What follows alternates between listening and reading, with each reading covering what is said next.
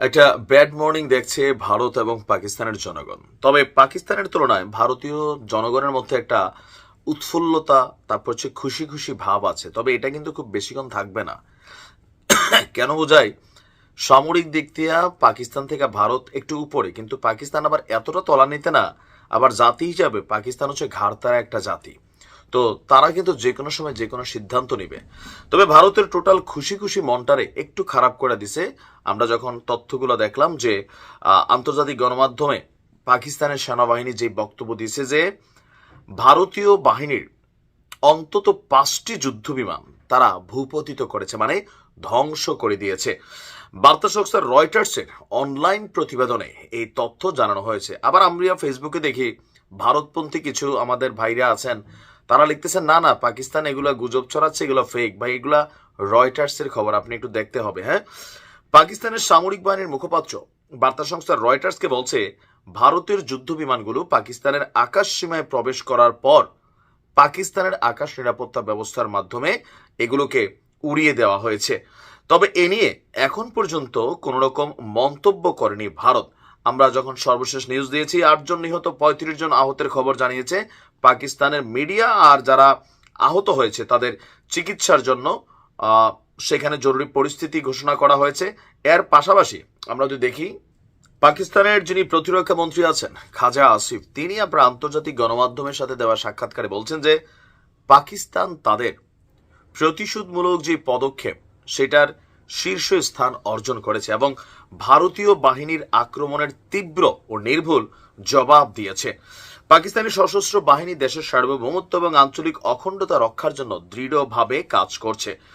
পাকিস্তানের নিরাপত্তা সূত্রের বরাতে বলা হয়েছে দুই দেশের মধ্যকার চরম উত্তেজনার মধ্যে ভারতীয় বিমান বাহিনীর প্রথমে 3টি যুদ্ধ বিমান এবং একটি ড্রোন পাকিস্তানের আকাশ সীমানায় প্রবেশ করে। সাথে সাথেই পাকিস্তানের যেই কি বলা হয় যে এলাকাটার নাম হচ্ছে বাওয়াহাওয়ালপুরের আহমদপুর ইস্টের কাছাকাছি আপনার ওইখানে সীমান্তে ভারতীয় অংশে একটি ভারতের অত্যাধুনিক প্রযুক্তি ফ্রান্স থেকে মাত্র কয়েকদিন আগে কিনছে রাফাল যে যুদ্ধ বিমান এবং একটি SU-30 যুদ্ধ বিমান ভূপাতিত করেছে। এদিকে ভারত নিয়ন্ত্রিত কাশ্মীরের পুলওয়ামা জেলার আওয়ান্টিপোরার দক্ষিণ পশ্চিমে ভারতের আরেকটি অত্যাধুনিক প্রযুক্তির রাফাল যুদ্ধ বিমানকে ভূপাতিত করা হয়েছে। পাকিস্তানের সব যুদ্ধ বিমান নিরাপদে ঘাঁটিতে ফিরে এসেছে দাবি করে বলেছেন কোনো ক্ষয়ক্ষতি বা প্রাণহানির ঘটনা পাকিস্তানের মানে এয়ারফোর্সের হয়নি।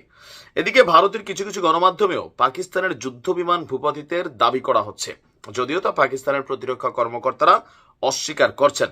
তবে বিমান ভূপাতিতের দাবি পাল্টা দাবির বিষয়ে ভারতীয় কর্তৃপক্ষ এখনো ওইভাবে জবাব দেয়নি। মানে এখন কোথায় করা হয়েছে ফুটেজ দরকার। মিথ্যা কথা দুই দেশই বলে, দুটোটাই চরম মিথ্যাবাদী দেশ। এখন ধরেন ভারত যে হামলা চালিয়েছে তারা ক্ষেপণাস্ত্র হামলার ফুটেজ প্রকাশ করছে। এখন পাকিস্তান যে ভারতের যুদ্ধ বিমান উড়াইছে এটার কোনো ফুটেজ আসলে পাওয়া যায়নি বা ছবি দুই একটা পাওয়া গেছে, এগুলা AI জেনারেটেড হিসেবে দাবি করছে ভারত। তো পাকিস্তান তাদের এই ঘটনার সপক্ষে, তারা কিন্তু ওইভাবে কোনো প্রমাণ দিতে পারে নাই। আবার হয়তোবা মাত্র ঘটনা ঘটছে, এই মুহূর্তে প্রমাণ কই থেকে দিবে ভাই? দিনের আলোতে আমরা যখন নিউজগুলো করছি হয়তো ইতিমধ্যে আপনারা অনেক ছবি টবি দেখতে পাচ্ছেন, বাট আমি যখন নিউজটা রেকর্ড করছি তখন আর্লি মর্নিং মাত্র কিছুক্ষণ হয়েছে এই ঘটনাগুলোর আমরা গণমাধ্যমে ইন্টারন্যাশনাল মিডিয়াতে পাওয়া শুরু করেছি। তবে যুদ্ধ কখনোই শান্তি বয়ে আনবে না। অতি উৎসাহী যারা ফেসবুকে অনলাইনে যুদ্ধ করতেছেন বাংলাদেশ, আমার বাঙালি ভাইরা পাকিস্তানের হইয়া, তারপর হচ্ছেন যে ভারতের হইয়া আরেকটা কাজ করতে পারেন, আপনারাও বাংলাদেশে কোনো একটা জায়গায় ডাক দিয়ে নিজেরা নিজেরা যুদ্ধে লাগে যে পাকিস্তান বনাম ভারত, আর আমরা বাংলাদেশে তারা দেখলাম, ক্লান্ত হইলে পানি টানি দিলাম। কারণ আপনারা অনেকে আছেন বাংলাদেশের ভিতরে বৈশাখ পাকিস্তানের পারপাস সার্ভ করার জন্য রেডি, আর কেউ ভারতের পারপাস সার্ভ করার জন্য রেডি। তা আপনাদেরকে তো পাকিস্তান আর ভারত ঢুকতে দিবে না। বাংলাদেশের কোথাও পদ্মার চরটরে আরিয়াল খা বিলে নামাই দিলাম আমরা। হ্যাঁ, তারপর আমরা দেখলাম কি করেন আপনারা, টেডা বললাম নিয়া নাকি ফেসবুকে খালি যুদ্ধ করেন। রাগ হইছেন? আসলে এটাই হবে। ভালো থাকুন।